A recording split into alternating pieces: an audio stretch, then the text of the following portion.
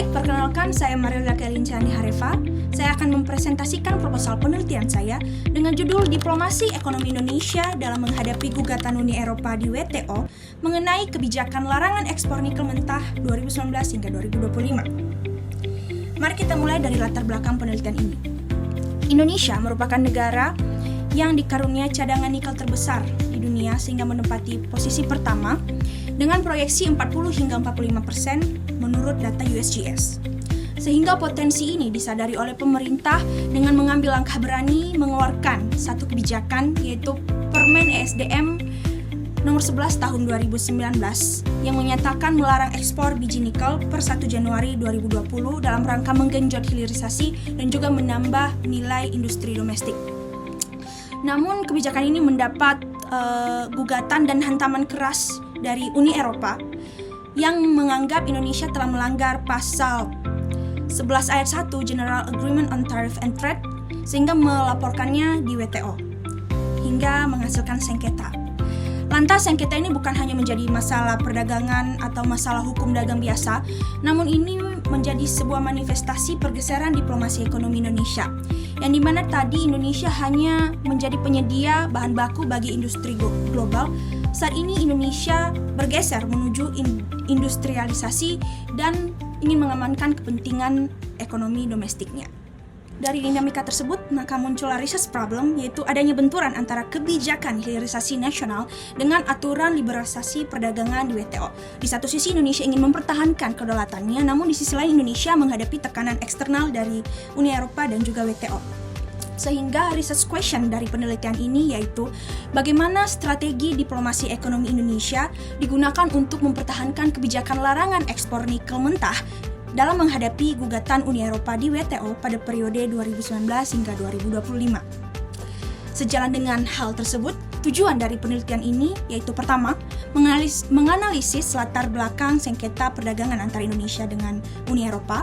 Kedua, yaitu mengkaji bagaimana strategi diplomasi Indonesia, dan ketiga, menjelaskan bagaimana strategi diplomasi tersebut berkontribusi dalam mempertahankan kebijakan ekonomi nasional sekaligus melihat kesinambungan antara kebijakan domestik dan juga kebijakan luar negeri.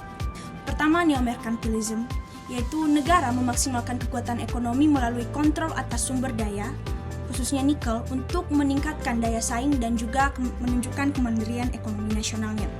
Dan teori ini menghasilkan beberapa konsep. Yang pertama, resource sovereignty, state capitalism, dan juga industrial downstreaming yang menunjukkan Indonesia melihatkan kedaulatannya dalam intervensi industrialisasi dan juga bagaimana Indonesia bertransformasi dari penyedia material yang mentah menjadi value added products.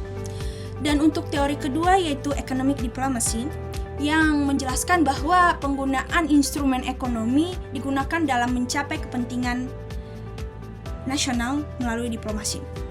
Dan diplomasi ekonomi ini terbagi dua, yaitu ada hard and soft diplomasi. Untuk hard sendiri, Indonesia masih tetap melakukan kebijakan larangan ekspor, dan untuk diplomasi soft economic diplomasi, Indonesia masih tetap melakukan negosiasi dan juga melakukan kerjasama dengan negara lain, khususnya Uni Eropa. Kemudian juga penelitian ini mengangkat konsep diplomasi ekonomi menurut Kisan S. Rana. Yang pertama, economic salesmanship, promosi hilirisasi, kemudian juga economic networking and advocacy untuk membangun jaringan dengan pemerintah dan bisnis. Kemudian juga ada image building, menciptakan citra Indonesia sebagai produsen nikel terbesar di dunia, dan juga ada regulatory management and resource mobilization. Baik, untuk metodologi penelitian sendiri, penelitian ini menggunakan pendekatan kualitatif dengan single case study, mendalami kasus sengketa Indonesia dengan juga Uni Eropa secara lebih spesifik dan tentu lebih kontekstual. Dan dengan teknik pengumpulan data sendiri saya lakukan dengan metode data tracing, dan juga saya menggunakan AI tools sebagai instrumen analisis pendukung. Data-data yang terkumpul tadi dianalisis dengan menggunakan analisis data descriptive analytics. Kenapa? Karena saya ingin menggabungkan teori neo-mercantilism dan juga ekonomi diplomasi dalam melihat sejauh mana strategi diplomasi ekonomi Indonesia. Dan untuk tahap penelitian sudah saya sediakan dalam roadmap visual. Untuk literatur review sendiri saya mengambil dari beberapa jurnal yang saya cantumkan di infografis ini. Baik, mari kita masuk pada temuan utama. Jadi saya akan menjelaskan temuan pertama, yaitu kebijakan larangan ekspor nikel dan agenda hilirisasi nasional merupakan manifestasi neomerkantilisme. Kenapa demikian? Karena ini bukan hanya proteksionisme untuk jangka pendek, tapi ini menunjukkan intervensi Indonesia dalam mengamankan kedaulatan sumber dayanya, yaitu nikel. Mari kita lihat data. Yaitu pertama, dari data BPS, kebijakan larangan ekspor ini memicu lompatan nilai ekspor yang sangat masif, yang semula hanya 1 hingga 2 miliar US dollar sebelum hilirisasi berjalan. Setelah hilirisasi berjalan, pendapatan melesat tajam lebih dari 33 miliar US dollar yang menunjukkan lebih dari 16 kali lipat.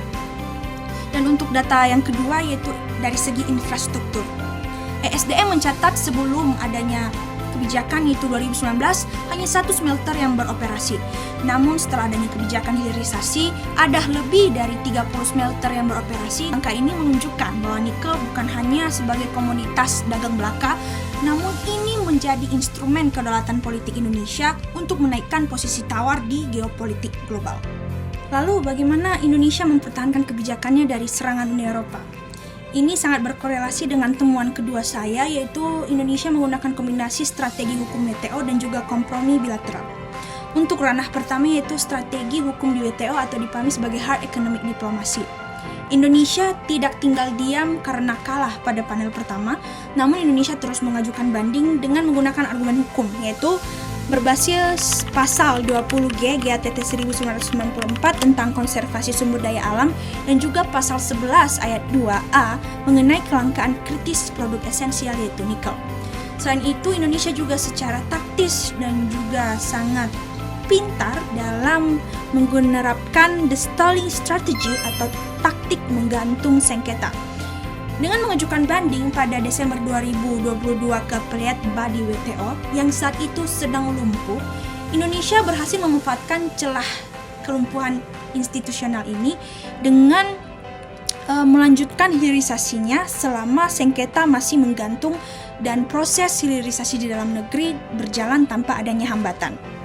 Secara paralel, Indonesia juga memainkan strategi kompromi bilateral atau yang dipahami dengan soft economic diplomasi. Pertama, Indonesia terus melakukan perundingan dan negosiasi kerjasama melalui Indonesia European Union CEPA yang dijadikan sebagai bargaining chip untuk mendorong akses pasar. Dan kedua, melalui diplomasi investasi, Indonesia juga cerdas untuk menarik investor industri baterai dan kendaraan listrik dari Eropa dalam membangun pabrik langsung di Indonesia. Dan strategi soft economic diplomasi ini mengubah pola hubungan dari yang semula konflik menjadi relasi kerjasama yang menguntungkan atau win-win solution. Untuk temuan terakhir, yaitu saya melihat adanya pergeseran dan kesinambungan antara kebijakan domestik dan juga luar negeri. Kenapa demikian? Mari kita lihat alur yang jelas. Yaitu di mana regulasi larangan ekspor di tingkat domestik memicu tantangan eksternal, yaitu gugatan di WTO oleh Uni Eropa dalam kasus DS 592. Dan tantangan ini direspon Indonesia dengan diplomasi total melalui banding di WTO dan juga International Agreement dengan IEU CEPA. Jika kita membandingkan dari tahun 2019 hingga periode 2019-2025 setelah adanya kebijakan, ada juga pergeseran paradigma diplomasi ekonomi Indonesia yang sangat radikal. Di mana sebelum 2019 Indonesia menganut liberalisme perdagangan dalam membuka akses pasar, menjadi penyedia bahan baku mentah, kemudian juga ada penurunan tarif dan patuh pada rezim multilateral. Namun semakin kesini pada periode 2019-2025, Indonesia bergeser penuh ke arah neomerkantilisme defensif, yang dimana fokus diplomasi ekonomi Indonesia berubah menjadi prioritas ruang kebijakan nasional. Jadi dapat ditegaskan bahwa kebijakan larangan ekspor nikel Indonesia ini merupakan wujud nyata dari neomerkantilisme Indonesia, di mana Indonesia ingin mengamankan kedaulatan sumber dayanya khususnya nikel dengan mendorong industrialisasi domestik melalui jalur hilirisasi. Dan dalam menghadapi tekanan Uni Eropa, Indonesia terbukti mampu mengkombinasikan hard economic diplomasi dan juga soft economic diplomasi melalui manuver legalitas hukum di WTO dan juga negosiasi investasi. Demikian video ini saya sampaikan. Atas perhatian dan waktunya saya ucapkan terima kasih.